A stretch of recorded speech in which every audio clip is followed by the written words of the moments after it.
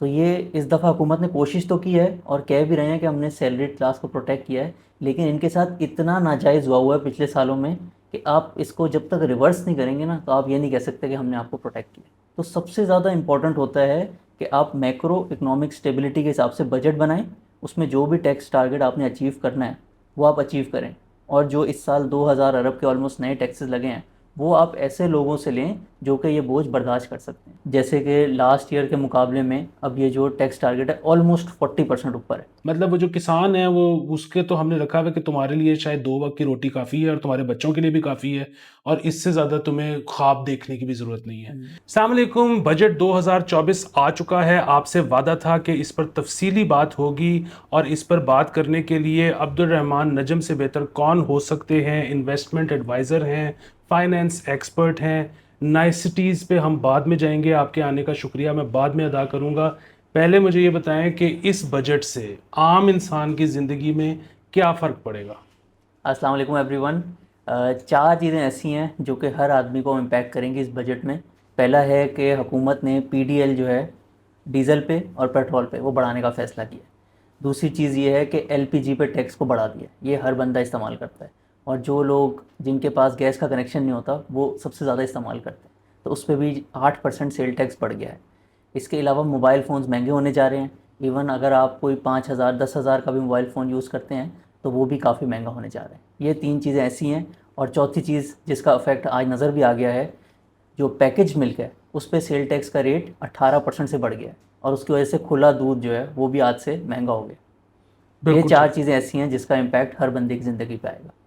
बिल्कुल ठीक है। अच्छा, इस किस्म की बात हो रही थी कि जी पीएसडीपी जो है वो ज़्यादा बढ़ा दिया गया है। अगर वो उसको कम बढ़ाया जाता तो जो सैलरीड क्लास पे इतना टैक्स लगा है वो शायद ना लगाना पड़ता और गाली कम पड़ती हुकूमत को। क्या ये बात ठीक है? ये सैलरी क्लास पे एक तो जो टैक्स लगता है वो टोटली नाजायज़ है, लेकिन इस साल जो एडिशनल टैक्स लगा है वो कोई 70 से 100 अरब के बीच में है और पीएसडीपी की अमाउंट ऑलमोस्ट 1600 अरब की है।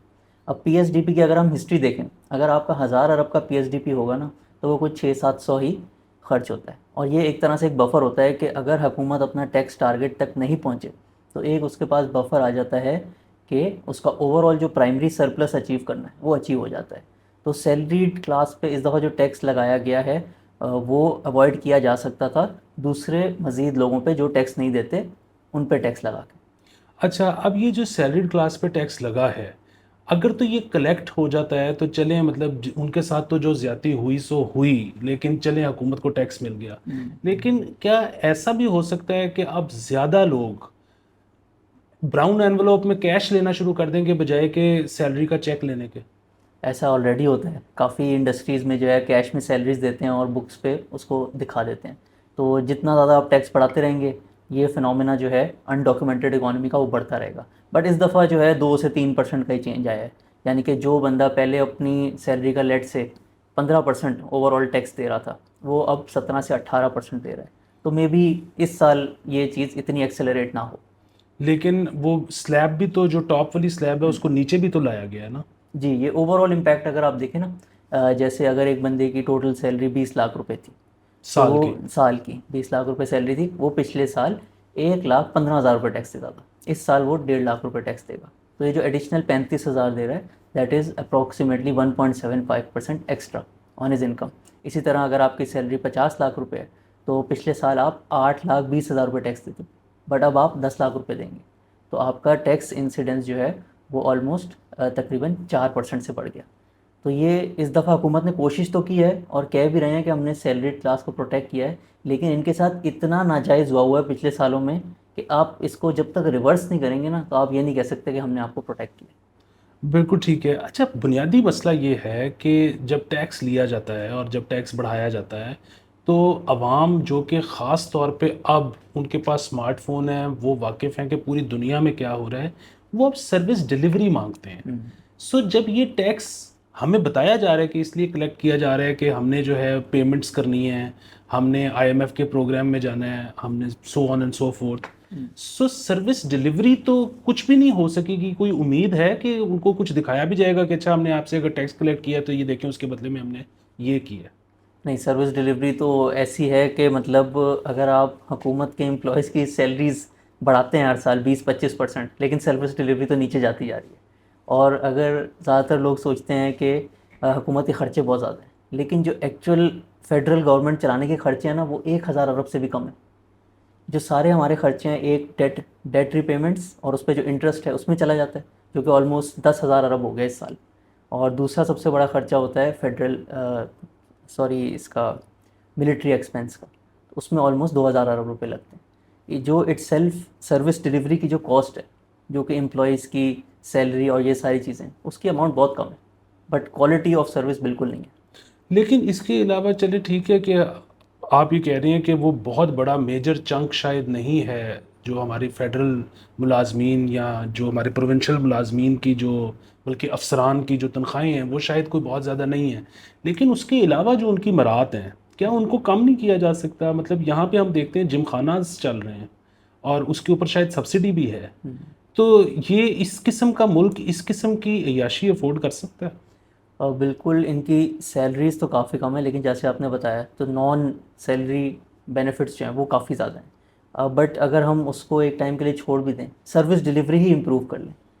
अब एक एम्प्लॉई अगर गवर्नमेंट में काम कर रहा है, अगर वो अपना काम सही तरीके से करे, तो अभी भी इसकी कॉस्ट पर बंदा पर साल कोई 3 से 4 हज़ार रुपये आती है। तो क्वालिटी का फ़र्क जो है वो ज़्यादा इम्पोर्टेंट है, और जो उसकी कॉस्ट है वो शायद इतनी ज़्यादा नहीं है। वो लोग बर्दाश्त कर लेंगे अगर उनको अच्छी सर्विस मिल रही अच्छा, आपने ज़िक्र किया कि जिस चीज़ से सबसे सब लोगों को फ़र्क पड़ता है उनमें से एक चीज़ थी पेट्रोल। हो। अच्छा, अगेन पेट्रोल के ऊपर जब टैक्स लगता है तो मकसद तो शायद ये है कि टैक्स कलेक्शन बेहतर करना या बढ़ा कर लेना, लेकिन लोग तो उतने ही पेट्रोल राशन करना शुरू कर देते हैं। मतलब मैं और आप आज से कुछ साल पहले तक जितना पेट्रोल यूज़ करते थे अब उतना नहीं करते। जी, लास्ट ईयर बहुत ज़्यादा ड्रॉप आया था फ्यूल यूजेज में, ऑलमोस्ट 20 से 30%। और इवन दो हुकूमत ने पीडीएल इंक्रीज़ किया था काफ़ी ज़्यादा अमाउंट से, बट वॉल्यूम की वजह से उतनी ज़्यादा कलेक्शन नहीं हुई। टारगेट तो मीट हो गया था, बट अगर सेम वॉल्यूम यूज़ होती तो 20% एक्स्ट्रा कलेक्शन हो जाती। नेक्स्ट ईयर का जो टारगेट है वो 70 to 80 पर लीटर पीडीएल के एवरेज से अचीव हो जाएगा, इवन अगर थोड़ी बहुत वॉल्यूम डिक्लाइन आ भी जाए। अच्छा, एक और चीज़ ये है कि यहाँ पर वो ज़ाहिर है रुपी इतना इन्फ्लेशन इतनी ज़्यादा है कि रुपए की कीमत कम होती चली जाती है। सो यहाँ पे एफबीआर जो है वो हर 3-4 महीने बाद एक केक काटता है कि इस दफ़ा हमने रिकॉर्ड कलेक्शन कर ली है। लेकिन इन डॉलर टर्म्स तो वो कलेक्शन वहीं खड़ी है या शायद कम हो गई हो। डॉलर टर्म्स के बजाय इसको देखना चाहिए परसेंटेज ऑफ जीडीपी। तो वो जो है आपकी कंटिन्यूसली डिक्लाइन पे है, सिंगल डिजिट्स में आप खड़े हुए हैं आज। और अगर आप इसको नेक्स्ट बजट को आपने ये देखना हो ना कि ये एक मिनी बजट आएगा कि नहीं, तो सबसे पहले आप देखते हैं कि आपने जो आईएमएफ के साथ एग्री किया है कि हम प्राइमरी सरप्लस लेकर आएंगे। प्राइमरी सरप्लस होता है कि अगर आप इंटरेस्ट कॉस्ट को हटा दें तो आपके जो खर्चे हैं वो आपके रेवेन्यूज से पूरे हो रहे हैं कि नहीं। तो अभी इस बजट में इन नंबर्स के हिसाब से 2% प्राइमरी सरप्लस है, और इतना ज़्यादा पीएसडीपी है उसके बाद भी। तो ये इस बजट की अच्छी चीज़ है कि अगर तो ये नंबर्स अचीव हो रहे होंगे, इसमें अगर 10% शॉर्टफॉल भी होगा तब भी आईएमएफ की कंडीशन के साथ आप जो है प्राइमरी सरप्लस अचीव कर लोगे। और इसकी इंपॉर्टेंस बहुत ज़्यादा होती है। अभी तो लोग ये सोचते हैं ना कि मेरे ऊपर ये टैक्स लग गया, ये चीज़ महंगी हो गई, लेकिन अगर ये टारगेट्स मीट नहीं होंगे तो फिर क्या होगा? फिर डॉलर जो है महंगा हो जाएगा, इनडायरेक्टली आपकी जो है इन्फ्लेशन आ जाएगी, इंटरेस्ट रेट बढ़ जाएगा, बिजनेसेस चलेंगे नहीं, अनएम्प्लॉयमेंट हो जाएगी। तो सबसे ज़्यादा इम्पॉर्टेंट होता है कि आप मैक्रो इकोनॉमिक स्टेबिलिटी के हिसाब से बजट बनाएं, उसमें जो भी टैक्स टारगेट आपने अचीव करना है वो आप अचीव करें। और जो इस साल 2000 अरब के ऑलमोस्ट नए टैक्सेस लगे हैं वो आप ऐसे लोगों से लें जो कि ये बोझ बर्दाश्त कर सकते हैं। इस दफ़ा थोड़ा सा हुकूमत ने डायरेक्शन दिखाई है, नए लोगों को पे जो टैक्स है उसको इंक्रीज़ किया है। जैसे एक्सपोर्टर्स पे टैक्स लगा दिया है जो पहले कम देते थे, रिटेलर्स को टैक्स नेट में लेकर आए हैं। तो इस दफ़ा एक इंटेंट तो है, 500 अरब के ऑलमोस्ट ऐसे सेक्टर्स पे टैक्स लगे हैं जो कि पहले कम टैक्स देते थे, बट अभी भी जैसे सैलरी क्लास हो गई या जो कॉर्पोरेट साइड है वो बहुत हाई टैक्सेस पे करते हैं। और उसकी सिर्फ एक वजह है कि सब लोग पाकिस्तान में टैक्स पे नहीं करते। अच्छा, ये आपने जिक्र किया सरप्लस का जो कि 2% है इस डाटा के मुताबिक, लेकिन जब पीएम साहब ने स्पीच की थी तो उसमें शायद उन्होंने 1% कहा था। तो वो स्लिप ऑफ टंग था या ये कोई फजिंग हुई है नंबर्स में, क्या है ये? नहीं, आईएमएफ के साथ इन्होंने एग्री किया हुआ है 1.4% साल का, इन नंबर्स के हिसाब से 2% है। आई थिंक 1% का शायद किसी और चीज़ का नंबर होगा। ओके। बट अगेन जैसे कि लास्ट ईयर के मुकाबले में अब ये जो टैक्स टारगेट है ऑलमोस्ट 40% ऊपर है, तो हम्म। अचीव करना इसको थोड़ा मुश्किल होगा। इवन दो इसमें सेल्स टैक्स की एग्जामेशन ख़त्म की गई हैं तो उसकी वजह से कलेक्शन होगी, लेकिन अगर हम 12.97 ट्रिलियन के बजाय 12.5 भी कर लें तो आई थिंक हमारे जो ओवरऑल मैक्रो इकोनॉमिक्स है वो स्टेबल रहेगी। अच्छा, ये आपने कहा कि बहुत सारे सेक्टर्स को अब लाया गया है टैक्स नेट के अंदर, तो इस वक्त मैं अखबारों में देख रहा हूँ सबसे ज़्यादा शोर रियल इस्टेट पर हो रहा है। रियल इस्टेट पर क्या ऐसा कर दिया गया है कि सब बाँ बाँ कर रहे हैं? रियल इस्टेट पे एक तो क्योंकि वैल्यू जो बुक्स पे होती है वो असल वैल्यू से ज़रूरी डीसी नहीं है वैल्यू। मैच करे जी। तो उस पे जो टैक्सेस होते हैं वो ज़्यादातर जब ट्रांजैक्शन होती है उसी पे होते हैं। तो अब फाइलर्स पे जो नया टैक्स अप्लाई हुआ है वो है 3 से 4%। तो अगर तो कोई महंगी प्रॉपर्टी जिसकी FBR वैल्यू 100 मिलियन से भी ज़्यादा है तो उस पर 4% ट्रांजैक्शन टैक्स होगा, बेचेंगे या आप खरीद रहे होंगे। इसी तरीके से अगर आप अब इसमें एक नई कैटेगरी इन्होंने ऐड कर दिया लेट फाइलर। बहुत सारे लोग इस तरीके से करते होते थे कि वैसे तो वो नॉन फाइलर रहते थे लेकिन जब भी कोई जायदाद खरीदनी होती थी तो वो एक दिन के लिए फाइलर बन जाते थे। तो अगर आप लेट फाइलर होंगे, आप एक्टिव टैक्स पेयर लिस्ट में आ रहे होंगे लेकिन आप टाइम से अपनी टैक्स रिटर्न फाइल नहीं करते तो फिर आपका टैक्स रेट 3 से 4 के बजाय 6 to 8 हो जाएगा। अगर आप फिर भी कहते हैं नहीं मैंने तो एक दफ़ा भी रिटर्न फाइल नहीं करनी और आपने नॉन फाइलर ही रहना है तो फिर आपका जो टैक्स रेट है वो 10% से लेके 20% के बीच में आएगा depending on the value of the property you are buying. बिल्कुल ठीक है। अच्छा, अगेन वो ये बात तो सर्विस डिलीवरी पे ही आती है, लेकिन यहाँ पे आपको याद है कुछ 4-5 साल पहले कैपिटल गेन टैक्स लगा प्रॉपर्टी के ऊपर, और उसमें ये था कि अगर आप 5 साल के अंदर प्रॉपर्टी खरीद कर बेचते हैं तो आपको हम्म। एक्स्ट्रा पैसे देने हैं।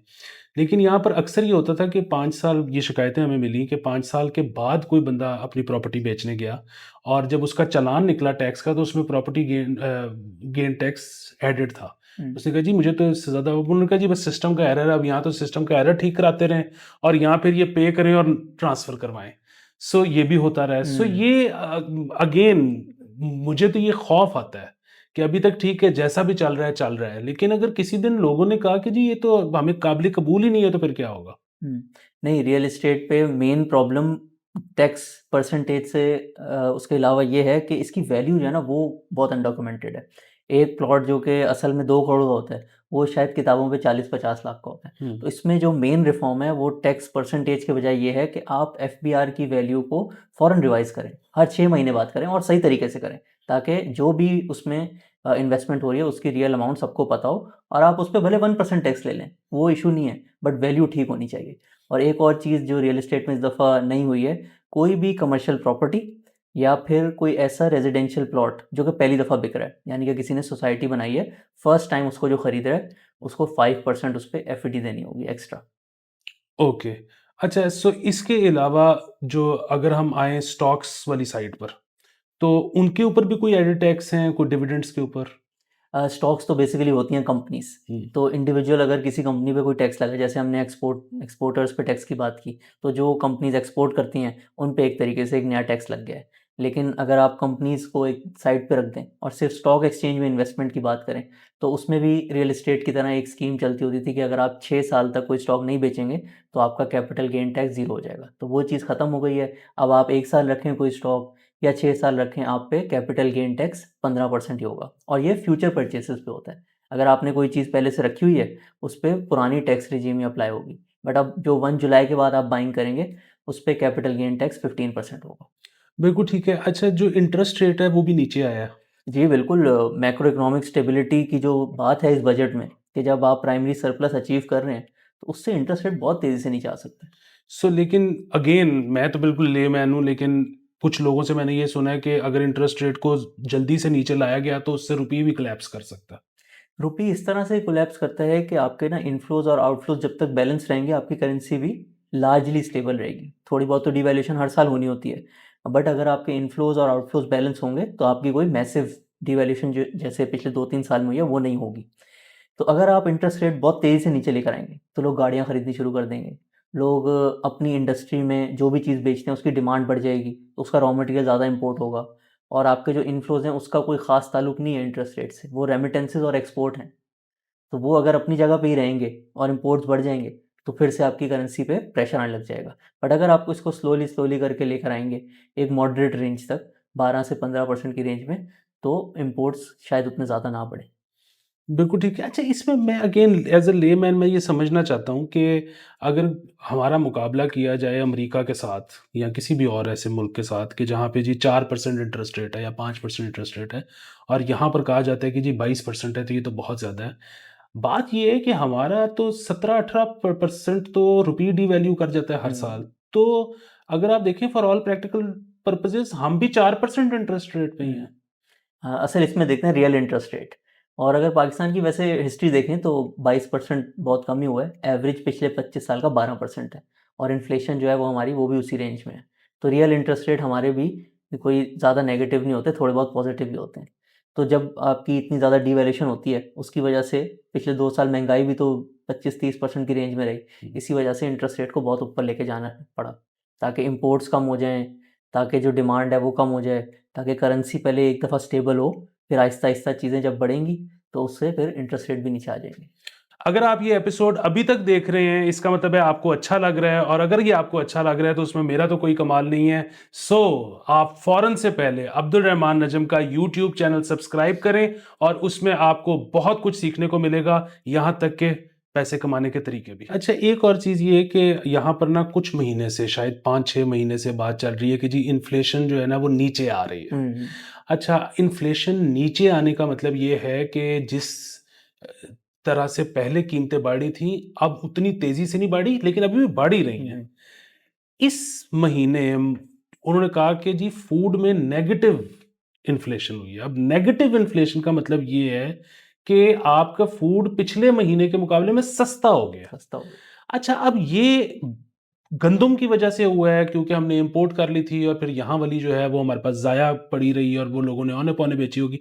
क्योंकि गंदुम के अलावा तो मुझे कोई ऐसी चीज़ अगेन एज़ समवन जो कि अपने घर का सामान लाता है, मुझे हुँ, ऐसे नहीं लगा कि पिछले महीने से इस महीने में कोई हुँ, इनसिग्निफिकेंट भी फ़र्क पड़ा हो। हुँ।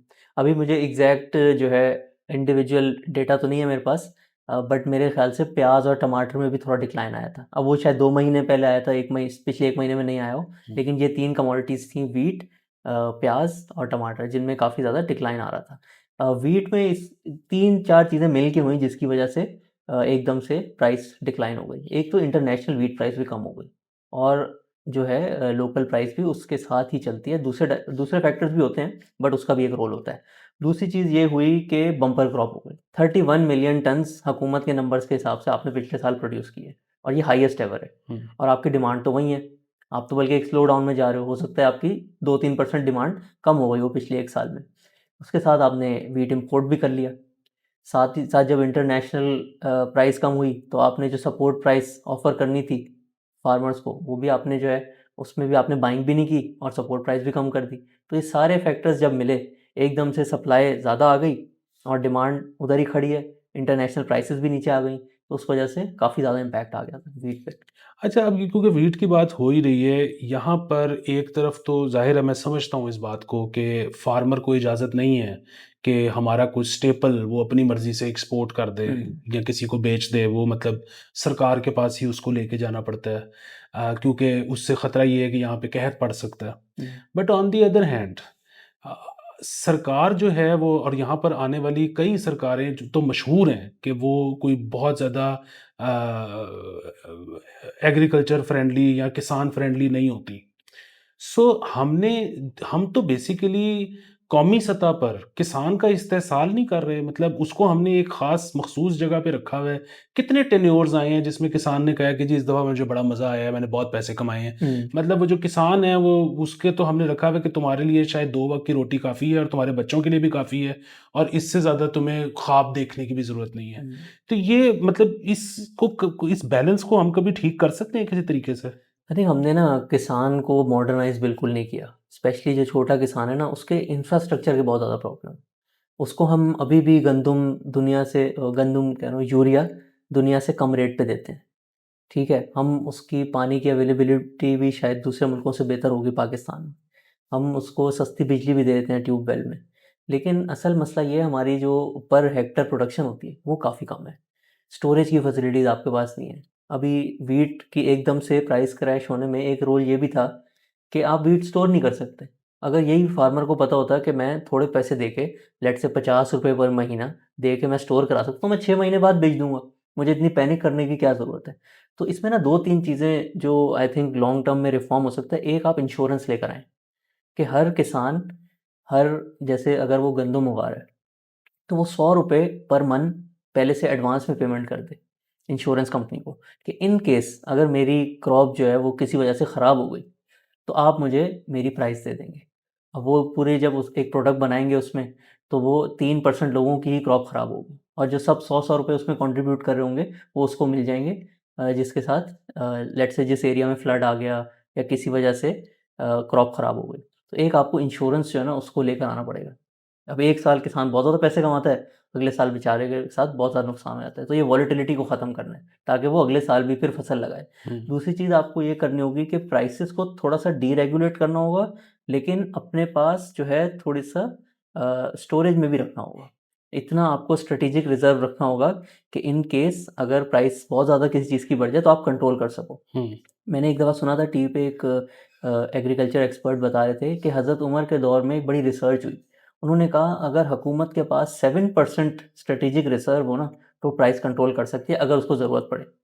तो आप 7% का स्ट्रेटेजिक रिजर्व रखें, और ज़रूरी नहीं है अपने पास रखें, प्राइवेट सेक्टर में रखवाएं। प्राइवेट सेक्टर को कहें हमने आपसे कॉन्ट्रैक्ट किया हुआ है, ये गंदम है, ये आपने स्टोर करनी है। क्योंकि जब हुकूमत खुद स्टोर करती है ना तो वो बस नाम की स्टोरेज होती है, असल में कुछ नहीं होता। तो आप कॉन्ट्रैक्ट दें स्टोरेज के कि ये स्ट्रेटेजिक रिजर्व है हमारा, इसको आपने मैनेज करना है, इसकी हम आपको फीस देंगे, जब हम आपको कहेंगे कि ये आपने सप्लाई करनी है तो आपने हमें दे देनी है। तो स्टोरेज भी करें प्राइवेट सेक्टर में, और इंश्योरेंस लेकर आएं। हम्म। इससे जो है जब एक दफ़ा किसान की ज़रा सर्टेनिटी आएगी ना प्लानिंग में, उससे बहुत चीज़ें इंप्रूव हो जाएंगी। फिर वो इन्वेस्टमेंट भी करेगा, उसके जब पैसे बचेंगे तो वो अगला ट्रैक्टर भी खरीदेगा, हम्म। बेहतर बीज भी खरीदेगा। बीज अगर आपको शॉर्ट टर्म में कुछ करना है तो बीज की जो क्वालिटी है उसको इम्प्रूव करें, हम्म। उसमें जो 2 नंबर बीज हैं उसको मार्केट से गायब करें, क्योंकि वो पता तो चलता है 3 महीने बाद जब फसल निकलती है कि बीज हमने ठीक ही नहीं खरीदा। हम्म। तो इन दो तीन चीज़ों पे काम करने की ज़रूरत है। बिल्कुल ठीक है। अब ये हो नहीं सकता कि हम बजट की बात कर रहे हों, इंसानों की ज़िंदगियों की बात कर रहे हों और हमने पेट्रोल भी डिस्कस कर लिया लेकिन बिजली ना करें। सो अगेन बिजली तो इस वक़्त ये मेरे ख़्याल में उन कम मुल्कों में से एक है, जहाँ पे लोगों के घरों का किराया उनके बिजली के बिलों से कम है। हम्म। सो ये आगे कैसे चलेगा? अच्छा, इस दफ़ा बजट में काफ़ी ज़्यादा सब्सिडीज़ रखी गई हैं पावर सेक्टर के लिए। अभी उसकी एग्जैक्ट डिटेल नहीं आई, but last year I think 700-800 अरब रखी गई थी। इस साल 1200 अरब से भी ज़्यादा है। अब ये जितनी ज़्यादा सब्सिडी होती है ना, इसका मतलब है कि जो गैप है बिल्स कलेक्शन में और कॉस्ट ऑफ बिजली में, जितनी ज़्यादा हुकूमत सब्सिडी रखेगी उतनी कम प्राइस पे वो जो है बिजली लोगों को दे सकती है। तो रेजिडेंशियल्स कस्टमर के लिए तो शायद प्राइस डिक्रीज़ ना हो, लेकिन मुझे ऐसा लगता है कि जो इंक्रीज़ इन सब्सिडी है शायद उसकी वजह से मे बी एक्सपोर्टर्स को एक रीजनली कम्पिटिटिव प्राइस दी जाए, या फिर जो है इंडस्ट्री का रेट थोड़ा सा कम किया जाए। लेकिन ये भी तो हो सकता है कि ये जो सब्सिडी रखी हुई है ये हुकूमत का कुशन है कि अब उनको बिजली चोरी रोकने की ज़रूरत नहीं है। हम्म। अब उनको डिस्ट्रीब्यूशन नेटवर्क बेहतर करने की ज़रूरत नहीं है। सो बेसिकली वो अपना काम काम कर रहे हैं, ये भी हो सकता है। बिल्कुल हो सकता है, और long term solution power sector पे हम लोगों ने इस पे एक वीडियो भी बनाई हुई है कि अगर आपने लॉन्ग टर्म में जो 60 रुपये का यूनिट आपने कर दिया है, इसको अगर 30 पे लेके आना है ना, तो एक आपको सिंगल बायर मॉडल ख़त्म करना है, और दूसरा जो डिस्कोज है ना उसको प्राइवेट सेक्टर में लेके जाना है। हुँ। जब आपकी बिजली बनेगी भी सस्ती और सारे बिल भी पे करेंगे, फिर ही ये यूनिट जो है ना वो नीचे आएगा, वरना इसका कोई तरीका नहीं है। डिस्क्रिप्शन में इस वीडियो का लिंक है, अगर आप इंटरेस्टेड हो तो ज़रूर देखें। एक आखिरी सवाल वो ये कि आपने सब्सिडीज़ का ज़िक्र कर दिया। सो पहले तो ये कहा गया था कि जी हमने इस दफ़ा सब्सिडी कोई नहीं देनी और फिर जब बजट आया तो उसमें पता नहीं 1500 अरब की सब्सिडीज़ थी। हम्म। तो ये कौलो फ़ेल में तज़ाद क्या है? नहीं, सब्सिडी नहीं देने का मतलब होता है कि कोई ऐसे सेक्टर को नहीं देनी जिसको ज़रूरत नहीं है। सब्सिडीज़ तो हमेशा रहेंगी बजट में। मतलब आप जो लोग 100 यूनिट से कम हुँ। बिजली यूज़ करते हैं उनको तो सब्सिडी देंगे। हुँ। इसी तरीके से सब्सिडी बहुत दफ़ा इस तरीके से भी आ जाती है, लेट्स से कोई ऐसा प्रोडक्ट है जिस पे हुकूमत सेल टैक्स जो है वो चार्ज नहीं करती, तो उसको भी लोग कहते हैं कि ये एक तरह की सब्सिडी है। बट वो बजट में नंबर्स में नहीं होती, बट लोग कहते हैं कि ये आपने टैक्स एग्जेम्पशन दी हुई है तो इसकी भी एक सब्सिडी कॉस्ट है। तो सब्सिडी हर जगह होती है, इंग्लैंड में भी सब्सिडी देते हैं, हर जगह सब्सिडी देते हैं। मेन चीज़ है आपने इसको टारगेटेड रखना है।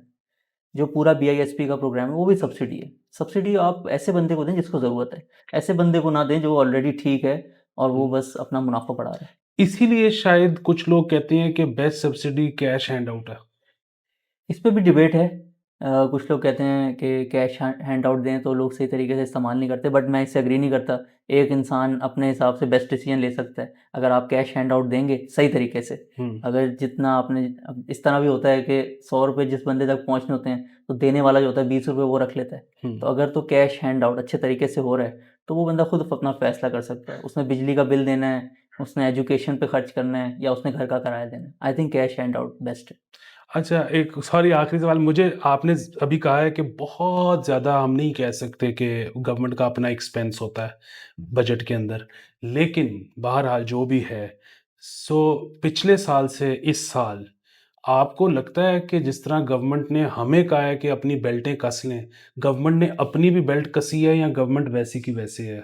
नहीं, गवर्नमेंट तो वैसी की वैसी है। 20 से 25% तनख्वाहें भी बढ़ा दी हैं। बट जैसे पहले बात की ना, तनख्वाह अनरीजनेबल नहीं है इन लोगों की, बट उसके अगेंस्ट एक प्राइवेट सेक्टर में जब कोई काम करता है तो वो डिलीवर करता है। यहाँ पे डिलीवरी का मसला है। डिलीवरी को इम्प्रूव करना है, एग्जीक्यूशन को इम्प्रूव करना है, और उसके लिए तो हुकूमत ही कुछ कर सकती है। बजट में उसमें एज सच कोई आप स्टेप नहीं ले सकते। ये एक overall on going gradual process है। बिल्कुल, मैं आपसे एग्री करता हूँ इस चीज़ पे। आज बल्कि एक बयान आया हुआ था सेनेट से, मेरे ख़्याल में शिबली साहब का था, कि वो एहतजाज कर रहे थे इस बजट पे और उन्होंने कहा कि साँस लेने पर भी टैक्स लगा दें। सो अगेन, अगर AQI अच्छा कर सकते हैं तो बेशक लगा दें। अगर AQI अच्छा नहीं कर सकते फिर नहीं लगा सकते। सो बिल्कुल। अच्छा, रिटेलर्स और डिस्ट्रीब्यूटर्स पे जब टैक्स लगता है तो वो एहतजाज करते हैं, क्योंकि उनको तो फ़र्क ही नहीं पड़ना चाहिए, वो देना तो एंड यूज़र ने या एंड बायर ने। लेकिन टैक्स ज़्यादातर, बहुत कम टैक्स होते हैं जो एक्चुअली पास ऑन नहीं होते। इवन 2 साल पहले जो सुपर टैक्स भी लगा ना, आधे से ज़्यादा कंपनियों ने वो पास ऑन कर दिया। तो सारे टैक्स इन्फ्लेशनरी होते हैं, कुछ थोड़े कम होते हैं, कुछ थोड़े ज़्यादा होते हैं। अब देखें प्रॉब्लम क्या है। अभी 3 महीने पहले आपने फिक्स टैक्स स्कीम ट्राई की, उसमें मेरे ख्याल से बड़ी मुश्किल से 2,000 लोग आए हैं, सही है, और वो कोई मेरे ख्याल से 100 रुपये महीना थी। आई थिंक ये स्कीम इससे बहुत बेहतर है। अगर आप एक नॉन फाइलर डिस्ट्रीब्यूटर हैं तो लास्ट ईयर आप 0.2% टैक्स देते थे। आप जो भी चीज़ खरीदते हैं उस पर 0.2% टैक्स देते थे। अब आपने 2% देना है, ठीक है। अगर आप रिटेलर हैं तो लास्ट ईयर आप 1% देते थे, अब आपने 2.5% देना है। अब लोग ये कहते हैं कि इससे तो रिटेलर जो है वो ऑन द बुक्स काम ही नहीं करेगा। ये बात बिल्कुल गलत है। 80% सेल पाकिस्तान में अभी भी वही कंपनीज करती हैं जो ऑन द बुक्स काम करती हैं। आप घर की चीज़ें लेकर आते हैं, उसमें ज़्यादातर चीज़ें कोलगेट, यूनिलीवर, इस तरह की नेस्ले की कंपनियों की होती हैं। तो इन पे आप अगर 2% एडिशनल टैक्स लगाएंगे तब भी ये companies out of the books काम करना शुरू नहीं हो जाएंगी। तो मेरे हिसाब से तो ये बहुत अच्छा तरीका है। और ये फिक्स टैक्स से बहुत बेहतर इसलिए है कि एक दुकान छोटी या थोड़ी बड़ी, फिक्स टैक्स में वो बराबर टैक्स देती हैं। यहाँ पे सेल के हिसाब से टैक्स होगा। परफेक्ट नहीं है। परफेक्ट होता है कि अगर आपने 10 करोड़ का मुनाफा किया है तो आप 3 करोड़ टैक्स दो। तो ये उस तरीके से परफेक्ट नहीं है, लेकिन टर्नओवर पे टैक्स काफ़ी बेहतर है फिक्स टैक्स के मुकाबले। बिल्कुल ठीक है, जिस तरह आपने कहा कि हर टैक्स इन्फ्लेशनरी होता है, इसीलिए सबसे अच्छा टैक्स इनकम टैक्स है। सबसे अच्छा टैक्स इनकम टैक्स है। जब आप डायरेक्ट किसी के इनकम को टैक्स करते हैं आपके पास टैक्स भी वसूल हो जाता है और वो पास ऑन भी नहीं हो सकता। बस ऐसा होता है कि कुछ लोग जो कि बहुत ही एक हाई लेवल पे काम करते हैं, उनकी एम्प्लॉयमेंट की डिमांड इतनी ज़्यादा होती है कि वो अपनी सैलरी भी आफ्टर टैक्स निगोशिएट करते हैं। इसमें सारी चीज़ होती है पावर ऑफ बार्गेनिंग। जिसके पास परचेसिंग पावर होती है, जिसके पास पावर होती है टू इंक्रीज द प्राइसेस, वो टैक्स पास ऑन कर देता है, और जिसके पास नहीं होती उसको सेल टैक्स भी अब्जॉर्व करना पड़ता है। बिल्कुल ठीक है। अच्छा, शुरू में आपने ज़िक्र किया था, हमने उस पे तफ़सीली बात नहीं की, वो थोड़ा-सा बता दें कि अब ये जो एक्सपोर्टर्स के ऊपर टैक्स लगा है या बढ़ा दिया गया है, सो इससे क्या ख़तरा है कि क्या लोग डिस्करेज होंगे कि वो ऐसी चीज़ें प्रोड्यूस नहीं करेंगे जो एक्सपोर्ट हो सकती हैं? क्या होगा इससे? आई थिंक इसमें दो आर्ग्यूमेंट्स हैं। एक तो फेयरनेस का आर्ग्यूमेंट है कि जब एक सैलरीड इंडिविजुअल टैक्स दे रहा है और अच्छा 30-40% टैक्स दे रहा है, एक कॉरपोरेट जो कि लोकली ऑपरेट करती है वो भी टैक्स दे रही है 45%, तो एक्सपोर्टर 1% क्यों दे। तो एक तो इसका ये एंगल है कि एक्सपोर्टर्स को भी थोड़ा ज़्यादा कंट्रीब्यूट करना चाहिए। लास्ट ईयर उन्होंने कोई 70-80 अरब रुपये टैक्स दिए, सैलरीड क्लास ने ही आई थिंक कोई 700-800 अरब रुपये दे दिए। तो फेयरनेस के एंगल से तो ये टैक्स बिल्कुल ठीक है, लेकिन इसका दूसरा एंगल ये है कि जब आप किसी भी एक्सपोर्टर पे टैक्स लगाएंगे तो उसकी इकोनॉमिक्स ख़राब हो जाती है। अब जो अगर लेट से वो 10% प्रॉफिट बना रहा था, अब वो 6% बनाएगा, तो जब वो 6% प्रॉफिट बना रहा होगा तो वो एक्सपेंशन नहीं करेगा। तो शॉर्ट टर्म में शायद इससे एक्सपोर्ट कम ना हो, लेकिन एक्सपोर्ट की नई इंडस्ट्री नहीं लगेगी। तो इसका सलूशन ये है कि आप टैक्स रेट इसको थोड़ा सा कम करें, 20 से 25% की रेंज में लेकर आएँ, क्योंकि जिन मुल्कों से हम compete करते हैं उनकी भी टैक्स रेंज ये है। और साथ ही साथ एक्सपोर्टर्स के लिए बिजली का रेट, गैस का रेट, वो जो है दूसरे मुल्कों के मुकाबले पे लेकर आएँ, ताकि वो एक्सपोर्ट एक्सपोर्ट की जितनी भी चीज़ें होती हैं ना, उसमें जहाँ भी इनएफिशिएंसी आएगी, that can not be exported. Local में आपके पास पावर होती है कि अगर आप पे कोई टैक्स लग दिया, आपने लोकली प्राइस बढ़ा दी, लेकिन एक्सपोर्ट में प्राइस डिटरमिन बाहर से होती है। तो अगर आप कोई भी चीज़ की कॉस्ट इंक्रीज़ करेंगे, टैक्स इंक्रीज़ करेंगे, तो वो पास ऑन नहीं हो सकता। तो 1 से 2 साल के लिए मे बी उसका इम्पैक्ट नज़र ना आए, बट लॉन्ग टर्म में एक्सपोर्ट की इंडस्ट्री कम लगेगी पाकिस्तान में। Thank you so much. मैंने बहुत कुछ सीखा आज। अगर आप अभी तक देख रहे हैं तो इसका मतलब है कि आपको भी ये एपिसोड अच्छा लगा होगा, तो फिर लाइक ज़रूर कीजिए और शेयर ज़रूर कीजिए, और अगर हो सके तो पेट्रन भी बने। और अब्दुल रहमान नजम को मैं अनकरीब एक दफ़ा फिर तकलीफ़ दूंगा, और अगली दफ़ा हम बात करेंगे स्टॉक्स में इन्वेस्ट करने की। अपना बहुत ख्याल रखें। खुदा हाफिज़।